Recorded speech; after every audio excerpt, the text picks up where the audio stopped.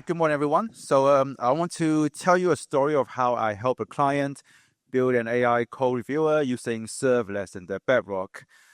So essentially, our AI code reviewer is going to run anytime you create a PR, and it's going to scan your code changes. It's going to give you a summary of the problems we found.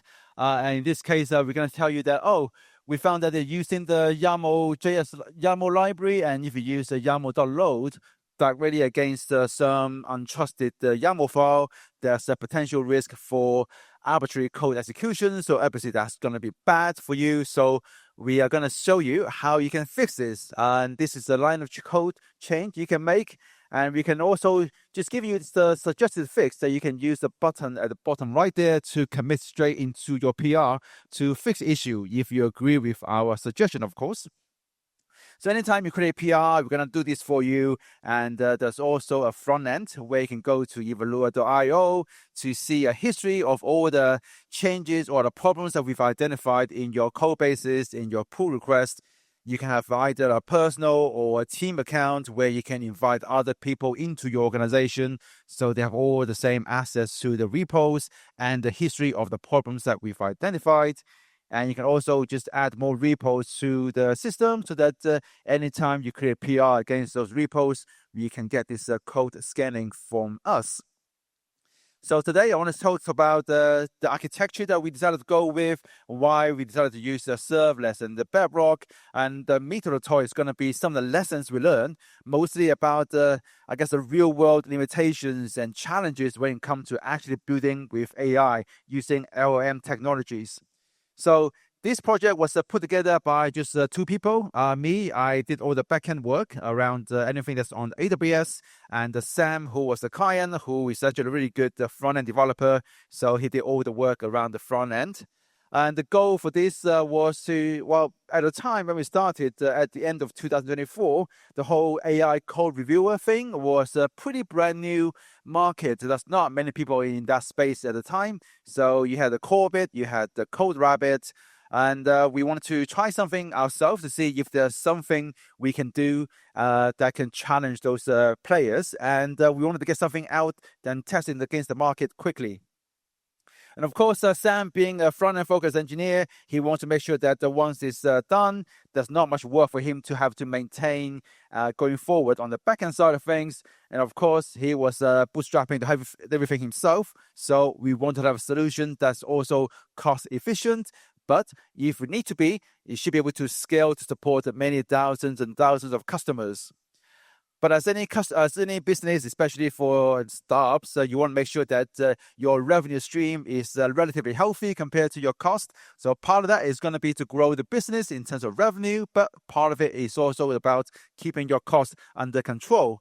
And so this is probably one of the biggest lessons we took away from this experiment, this adventure, that currently the unit economics of building on AI technologies is kind of busted for B2C use cases. I think for B2B or enterprise internal tooling, where you don't care so much about cost, or the customers are happy to pay pretty good amount for your tool, it's okay. But for B2C, where you're selling to individuals and try to charge them a few dollars a month, it's really hard to justify the cost of using those LLM technologies. So my name is Yan. I've been doing this thing on AWS for more than 15 years now. And nowadays I focus pretty much entirely on serverless. And my day job, I help the Lumigo team with developer advocacy, so representing them at conferences like this. But most of the time I spend working with my own customers, helping them launch MVPs or provide some training around AWS and serverless, or giving some advice. And every now and then I take on a project where I basically help a founder launch an MVP and start doing things, shipping them quickly. So for this particular project, the architecture we decided to go with is going to be pretty, obvious, because the fact that we are going to react to GitHub pull request means that we have to use GitHub webhook. So we need to have a webhook API. And that API is basically just API gateway with a Lambda function behind it. But we need to respond to the GitHub webhook call pretty quickly, so we can't just scan your code right there and then in the API function. So we're going to capture the event. We're going to put it into Event Bridge, Event Bus first. And then later on, we're going to have another Lambda function pick up that event and start to analyze your code using Bedrock. And we're going to save any findings we have in DynamoDB. But we've experienced multiple problems in terms of availability when it comes to Bedrock. So we also have a fallback to Anthropic to use their API directly as well. On the front end side of things, we've got a website that's hosted in the Vercel, and to support all the different things you can see on the website, including the history of everything that you've done, all the problems we've identified. We also have the AppSync API to support this front end, and the AppSync API has got a mix of DynamoDB resolvers to get data directly from DynamoDB tables, but also Lambda resolvers to do more interesting computations and things like that. For user authentication, we decided to go with Clerk instead of Cognito, partly because with Clerk, you just get a lot of things out of the box. So where we have that support for organizations where you can invite your teammates to join the system and to manage them and control what assets they have, all of that is out of the box through Clerk, including the UI components where we could just drag and drop them into our front-end project. So in terms of getting a faster time to market using Clerk instead of building a lot of these features ourselves against the Bedrock just was really, really helpful. And then we, of course, because we're using Clerk, we have to have a Lambda authorizer for AppSync to be able to authenticate and check and validate the tokens when the user signs in and start interacting with our API. And then we also have a webhook so that we know when users have invited team members to join the organization or have removed them or changed their permissions levels and so on. And then, of course, the front end needs to also integrate with GitHub as well to allow users to authorize our GitHub app to be able to access their repos, to be able to scan their code and react to the pull requests. For payment, we use Stripe, which again means we have to have some kind of webhook to let us know when a customer has purchased a professional subscription to start using and paying for our services. But most of that is kind of boring. But the interesting bit is the one basically all in one single Lambda function that does all of the smarts, where it takes your code changes, it pulls them down from GitHub, it calls Bedrock to analyze them, and then to give you feedback by creating pull requests against individual lines where we have identified a problem and give you suggestions on how to fix them. In terms of the challenges we faced with this project, the number one thing we were really conscious about is the fact that we are dealing with customers' source code. So that's very, very sensitive data. So we want to make sure that we treat that with respect and treat that carefully. But also, we also find that with pull requests, sometimes it's just one file or one line of code change in a single file, but sometimes it's a pull request with thousands of lines of changes in a single file or thousands of files that have been changed in a single pull request. So when it comes to those large file changes or large pull requests, this creates a lot of problems that we found in terms of the different API rate limits and also just API limits in general for GitHub, for Bedrock, for AWS services. So the reason why we decided to go with Bedrock, the primary reason was because of security. With Bedrock, they clearly say that they're going to encrypt your data at rest, but also in flight.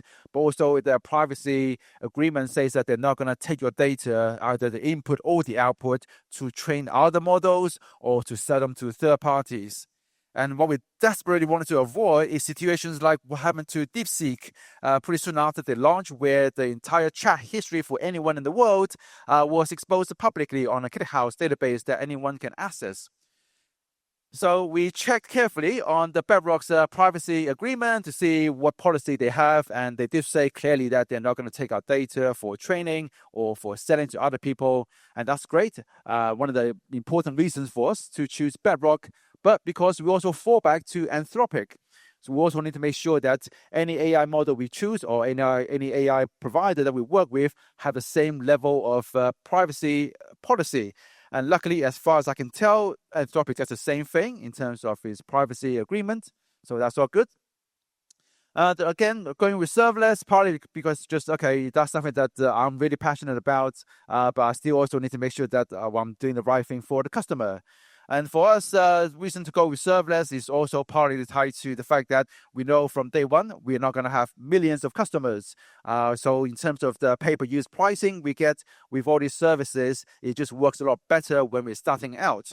Including with Bedrock, where it supports the usage-based token-based pricing, where you pay for the individual tokens you either send as input or receive as output. But later on, as we get traction, we have more customers, and we need to, I guess, stabilize our spending around Bedrock. It also provides provision-based pricing, where you can say I'll pay certain amount so that to guarantee certain amount of a token, and the cost is going to be more predictable as you have more usage going on. So pretty soon after we launched, we basically built the whole thing around Claude and the Sonnet 3.5 at the time, which from our testing was by far the best performing model when it comes to identifying issues in your code across different languages. But pretty soon after that, DeepSeek came out, and the big thing with DeepSeek was that it's a lot more cost efficient in terms of the cost. And luckily for us, Bedrock also added support for DeepSeek. Initially, you have to run essentially a cluster of GPUs to run DeepSeek model yourself, and those are pretty damn pricey. But later on, they also added support for token-based pricing for running DeepSeek R1 on the Bedrock.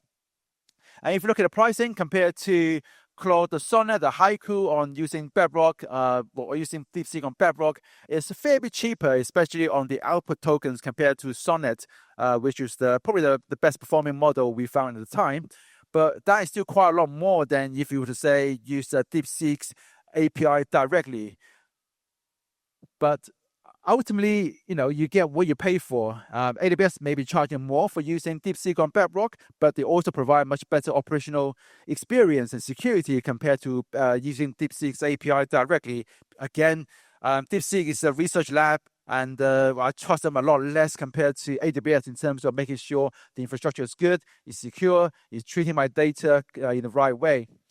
And also with Bedrock, you also get other nice capabilities out of the box. If you're building any kind of conversational chatbots that's powered by AI, then the things like guardrails are also very useful, where the inputs are much more, okay, people can do other things with your chatbot that you may not have intended. But also, if you're doing things that you're around agents, there also support for agents and the knowledge base. If you're doing some kind of RAG as well, there's also a built-in mechanism for doing model evaluation and so on and so forth. And honestly, since we launched the product early 2025, there's a lot more model that came out since then that are actually really, really good when it comes to coding performance, both in terms of writing the code, but also in terms of reviewing the code and identifying problems thereafter. So moving on to the lessons we've learned. So we probably saw earlier, I talked about architecture. What we actually built architecturally is very simple, right? You got some webhooks that need to be processed. And whenever someone creates a PR, we get an event through the webhook. We analyze it by using Bedrock and the LLM models. And then we give you some feedback by creating comments against your PR and adding suggestions on how to fix those issues that we've identified. We can see this entire transaction on, say, Lumigo, where you can see those traces. It's a bit small, you can't see there, but basically at the top, you can see the webhook for coming from GitHub to our API gateway. And then that involves our Lambda function that writes into EventBridge. We turn those GitHub events into our domain events. So in this case, I will publish a PR created event so that it triggers some other function later on to then process that event to analyze your code changes. And you can see that mapped to our trace in the Lumigo. There's the API function, there's the write to EventBridge, and then there's the Lambda function that handles that particular event. You probably notice that there's quite a few nodes. That's basically us calling the different APIs like GitHub to get your file changes and saving results into DynamoDB tables and calling Bedrock and so on. And for a small transaction, we are actually calling quite a lot of different APIs already, including Bedrock, DynamoDB, and GitHub and so on. But when it comes to a large PR with lots of code changes, lots of files, sometimes you just make so many API calls, so much so that it's almost hard to see when you're just looking at them on the high level. One of the implications with this is that, well, all these APIs take time. So even though your Lambda functions can run for up to 15 minutes, sometimes that is still not enough, especially when, say, a call to Bedrock may take 20, 30 seconds to respond individually. So when you're making lots of different API calls, those times start to stack up pretty quickly. And luckily, because the actual processing is triggered by EventBridge, and with EventBridge being an async invocation source for Lambda, you get the built-in retry out of the box, as well as support for delta Q or Lambda destinations. So what that means is that on the first attempt, it times out, it's going to get retried, and if we do things right, then we can make sure the second time around is going to finish. Because, and this is something that I'm going to talk about a bit later, we've taken some ideas from durable execution engines like step functions, so that every time we make, say, we scan your changes, we make a comment to GitHub, we create a checkpoint in our code execution, so that on the retry, we check what we've done the last time around.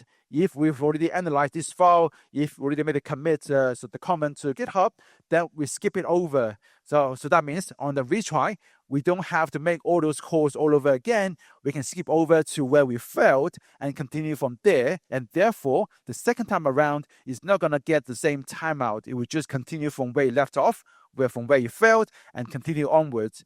We did this without using step functions, and I'm going to talk a bit more about later about why we decided to do this, and instead of using, say, step function to orchestrate the entire flow. But ultimately, what we found was that because with these large PRs, you have lots of different files and you have lots of API calls you have to make, you hit all kinds of different limits, and that have to factor we had to factor that into our design and some of the decisions we made around our architecture. And one of the big lessons we also took from the whole exercise was that, AI is probably the buzzword, the marketing thing that everyone kind of flock to. But then oftentimes when you're building a product on AI itself is just 10% of the problem. And this is something that many people also find, that there's a lot of software engineering going on to make sure that you work around the limitations of AI or different services you're using. And both me and Sam are big users of Cursor, and we love using Cursor and getting AI to help us write the code itself. And we also use our own product to help us review those code changes that we're making. And there's also really nice synergy between the two use cases for AI, where AI writes the code, AI finds the problems, suggests fixes. But then it begs the question of why can't you just not make the problems in the first place? So it saves us all this trouble of having that round trip of having to have AI to write the code, put the problems in there, and then identify them and fix them afterwards. Also a funny story as well. After we launched, Sam, the client, was reaching out to other people to see if there's any potential partnerships. And somebody reached out to us, somebody who runs a vibe coding platform with, I think, tens of thousands of customers. And the thing he told us was that, we have all these people that are non-technical, building products and SaaS using vibe coding. And what we keep finding is that they got all these problems in the SaaS that doesn't work in production. Can your tool help us identify the problem before they got pushed into production? And we're like, oh yeah, that sounds great. But he wasn't going to pay us. And I'm going to talk a few about the economics about using AI today, and the fact that they are charging customers, I think, a few $10 a month to use the vibe coding tool, and for us to review those code changes and the economics around using AI today. For B2C use cases where you're not going to charge everybody $100 a month or even $50 a month, it's just not sustainable. So when you're talking about AI and reading about AI in the mainstream media, everyone talks about how smart they are, the reasoning capabilities. But when it comes to actually building applications or systems on top of AI technology, there's other things probably matters just as much in terms of the practicalities of it. Things like the size of the context window, the number of tokens you can have, you can generate, but also importantly, how many APIs you can call, API calls you can make.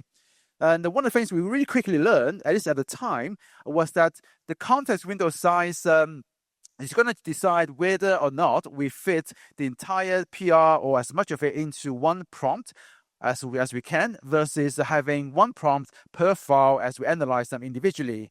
And one of the things we learned early on through some testing was that, yes, some of these models can have 128 kilobytes or more context window size, but as soon as you start to actually use them, it just doesn't quite work. Mostly the context window size that's publicized is a bit of a lie, even though you read all this model provider talking about how good the models at identifying some random text that's been inserted into the entire volume of Harry Potter.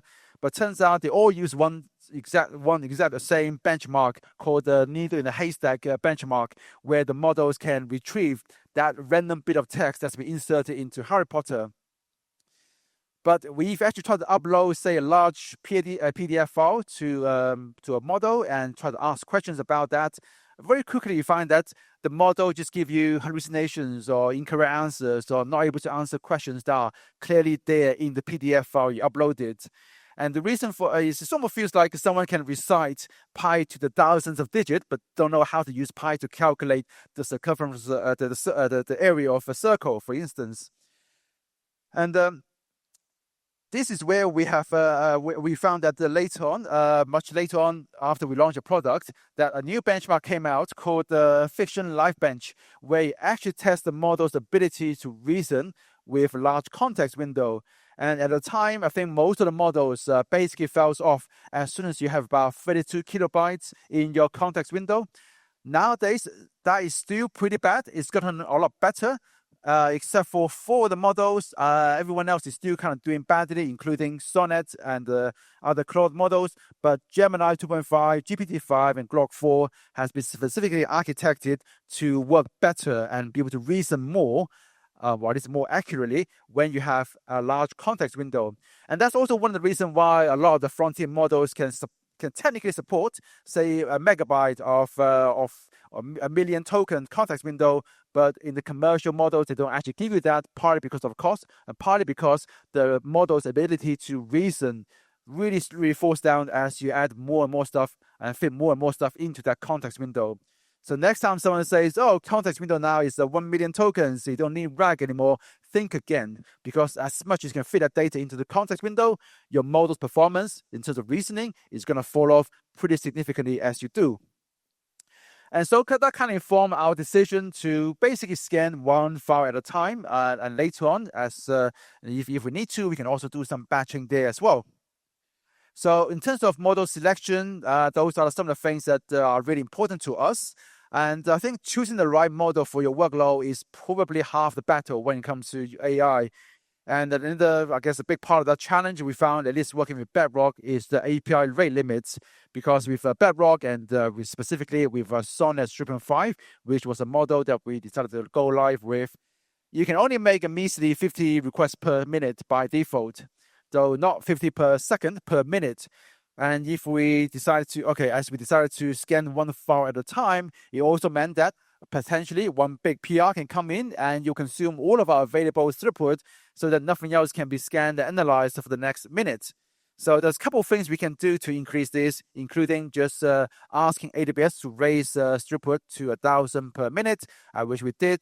And also with AWS, with Bedrock, there's this thing called a cross-region inference, where you can essentially have Bedrock basically use 2 regions at the same time, and use that to double your available throughput.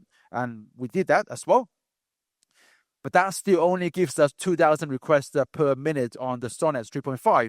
So we also need to do other things to help us manage the API rate limits, including, raising the account limit and using cross-region, but also we limit the number of parallel requests we make per PR, just so that we have some kind of fair use policy, so that we don't allow one customer to create one really large PR that's going to consume all of our available throughput, so that everyone gets a fair chance to have their code changes reviewed straight away. But also, probably most importantly, in terms of not have to worry about constantly about this API rate limit, is to have some kind of fallback. So that if we are able to, say, use Sonnet 3.5, we try to do that. But if we start getting throttled, then we can also drop down to other models. Smaller models that are less performant, but still good enough, but they come with a much higher API throughput limit, including using Haiku, Nova, and DeepSeek as became available. and be able to use the other models, especially for making difference between paying customers as well as and the non-paying customers, and maybe fall back to lower cost models is also very good for us in terms of cost control as well. So moving on to cost. Using LLMs are still quite expensive. It's much more expensive back then, but even today, it's still much more expensive because one of the things is, at least when it comes to building AI tools for developers, you often find, and this is something that other people also find as well, is that, yes, a lot of developers, a lot of the things users probably not going to be a big problem for you, but you often find that with say power users, they can very easily blow through your entire budget for that customer in a single day. I know for sure that how much I'm using Cursor, they're not making any money off of me. I can easily use up the $20 that I'm paying them a month in a single day with the amount of code changes or the amount of things I'm doing with Cursor. And speaking of Cursor, they are the fastest growing, the fastest company to reach 100 million ARR. So they're obviously making a lot of money, but they also didn't publish any of the profit. So we don't know if they're making any profits, and I don't think they are. Part of the clue came later as they also start to raise pricing. They changed some of the pricing structure because they also found that maybe 90% of the customers are not fully using what they're paying you in terms of so you're not losing too much on those customers, but all of your power users, you're losing a lot of money on those customers. And one of the things that you noticed the last maybe 18 months is that the cost per token for all the different models you're using have been coming down, and that's a great thing. But at the same time, things like reasoning models that output their thinking are also generating more tokens. So per token cost is coming down, but the models are also outputting more stuff, so you're using more tokens.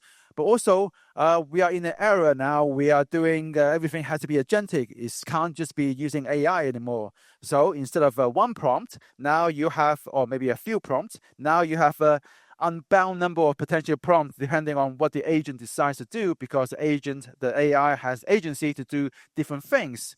So today you may have just an AI supervisor that decides, we're going to call a few different agents to do different bits of work. But then as things grow, as you have more specialized models and agents, who knows? Maybe tomorrow we're going to have the microservices Death Star of AI agents, where you have really fine-grained AI agents that are doing tiny, tiny things. But ultimately, the point is that, yes, AI token costs are coming down, but we are also building systems that's going to use and consume and output a lot more tokens with the way we are building systems using AI agents or agent swarms as start becoming a thing. So your overall cost for building AI tools is also likely to keep going up as well, especially as we talk about having to give AI models memory of the previous conversations you've had, or give them access to entire bigger context. So there's additional cost for storage, for retrieval, for those additional information, and for doing RAG and so on. And ultimately, I think right now, it means that if you're building something with AI and you're doing a B2C use case, it's really difficult to build a sustainable, profitable business that also competitive. Because to make your product competitive, you have to do more, and with your AI system, and doing more means a lot more AI cost, and that also makes your business less sustainable. And I've got a sneaky feeling that nobody in AI is actually making any money, not the AI providers, they're losing money on every single request, and not people that are building on top of those AI models as well, because the cost of everything is just so extraordinary right now. So in terms of cost control, there's a couple of things we try to do to make it as sustainable as we can. One thing we launched with was that we're going to analyze anything that you've changed in those files you've touched. But we got a feedback pretty quickly that, we love the fact that you're picking up all these problems we didn't realize was there before. But then it's also kind of noisy because you're telling me things that I haven't changed. So in terms of, for us, for user experience, it makes more sense to only analyze the lines of code that you've actually changed in the PR, but it also turns out to be good for us in terms of cost control as well, not having to scan entire files if most of it hasn't been touched by this particular pull request. And so this means that we only analyze the lines of code that's changed, but that has got an impact in terms of how good or how relevant the answers or how accurate the answers we're able to give you in terms of the things that we've identified. I'm going to talk about that in a minute as we talk about hallucinations. We also have to limit the number of pull requests that we will scan for users who are just trying out a product for free. They're not paying us yet because, again, try to make this thing a sustainable business. And the other side of things is that, as I mentioned earlier, with EventBridge, you get that built-in retry for Lambda functions, which is good. But then that also means that when the function is retried, we don't want to make the same API calls for things we've already done already, because again, that's duplicating calls to Bedrock and it's doubling our cost for AI usage. So this comes whereby we have to think about, okay, how do we do that retry smartly so that when something times out the first time, the second time around, we can skip over the things we've already done so that A, we don't pay for it, and also don't pay for processing the same files again, but also B, we don't create duplicated comments in GitHub, for example. And this is where we have some mechanism, what I call the simple checkpoint, to keep track of where we are along that processing. And ultimately, it's just two really simple helper functions. Really one simple helper function that's if anyone's used the Lambda Power tools, you're familiar with the idea of that idempotency tool that it gives you, whereby you can create your own idempotency key, and you can save some result of some processing in the DynamoDB. So we've basically just took that simple idea to make sure that for every single event, there's a unique ID for that event. And for every single step we were doing for that processing, we keep track of the file name and the step that we've just performed and the result of that step, and we save it into DynamoDB so that on a retry, we just check, have we processed this file already? If we have, then we just fetch the previous result and we move on. So basically one-liner, very simple helper function, which is about 60 lines of code or something like that.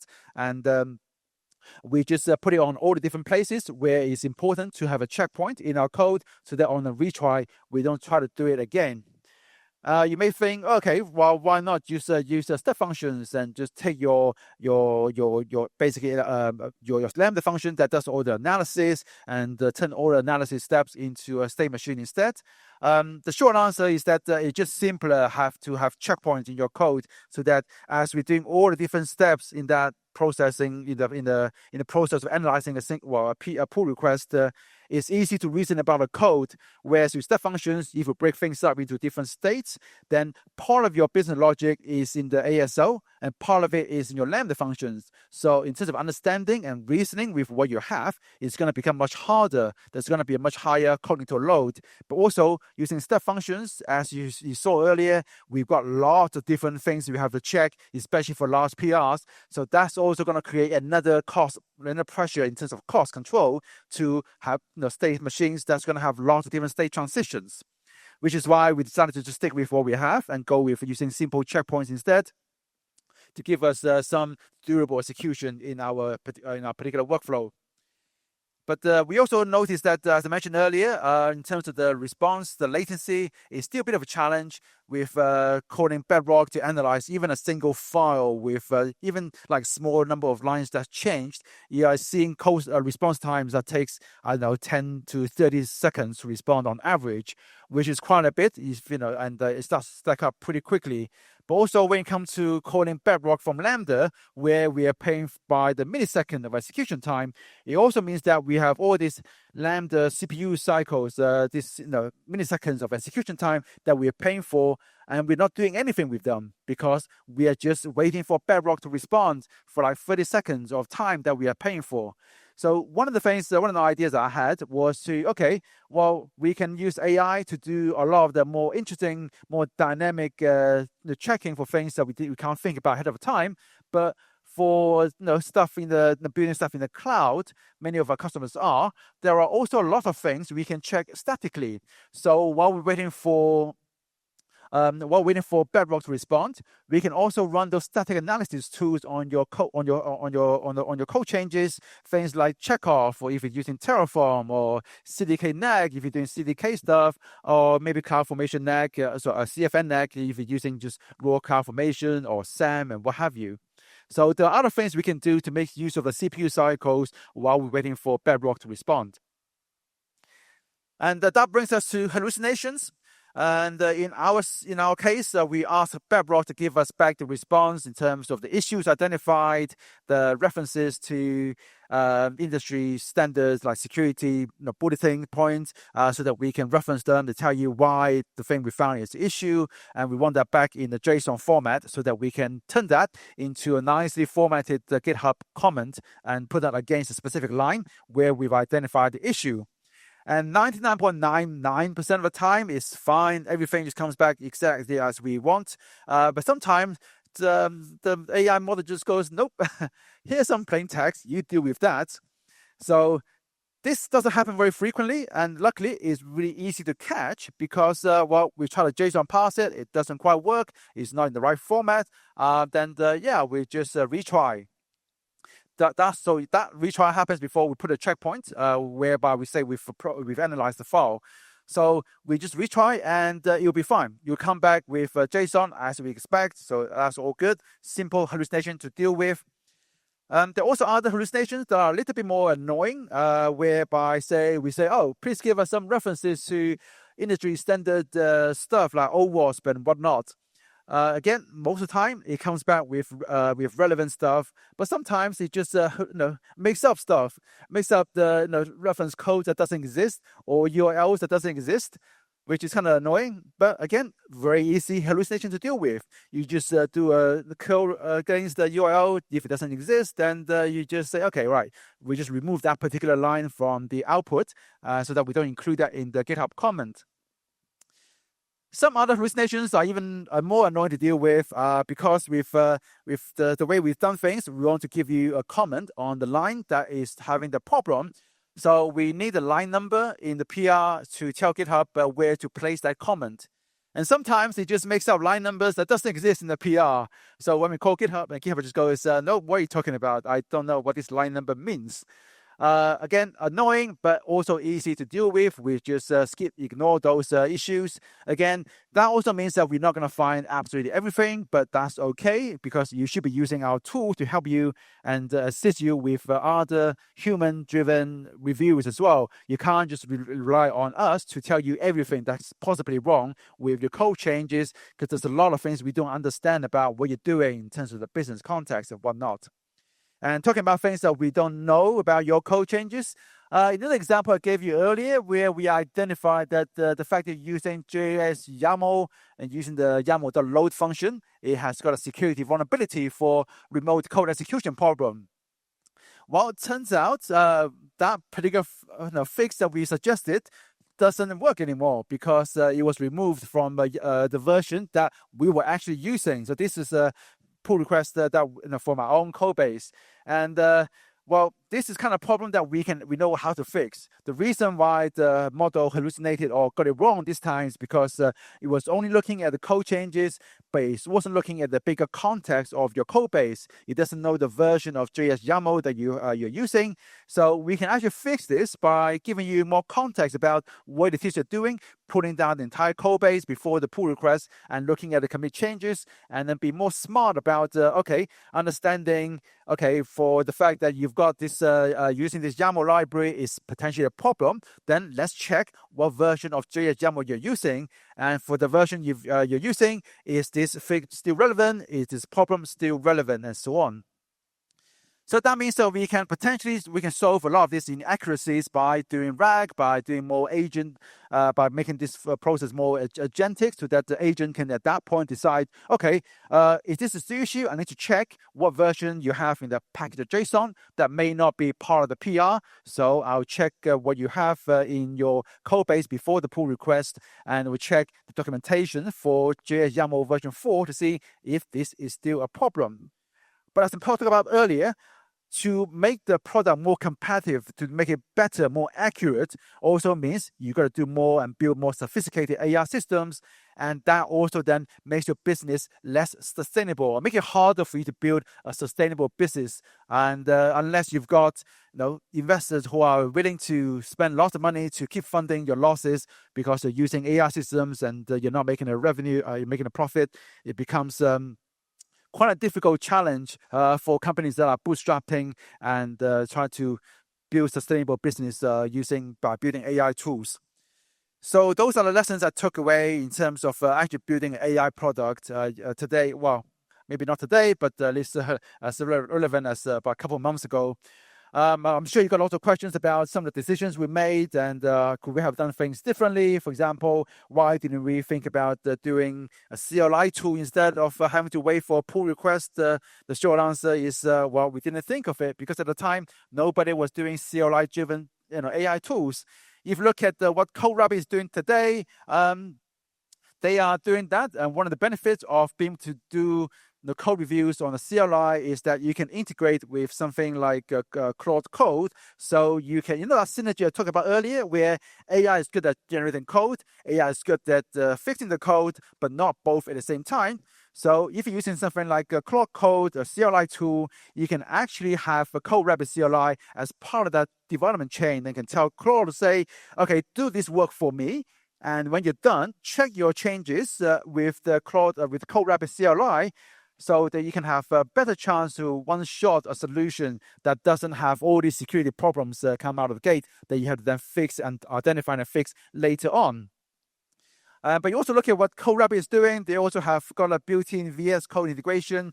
And the funny thing is that you can use the CLI and VS Code integration to review your code changes before PR for free. And when I saw that, I was thinking, okay, dollar signs and the alarm bells start ringing in my head because of, okay, that's a lot of AI usage that you're not charging customers for. But then again, they did raise 50 million just after we launched. So we just didn't have a chance to compete in terms of marketing or in terms of being able to afford the AI cost compared to some of these players that has got investors funding behind them.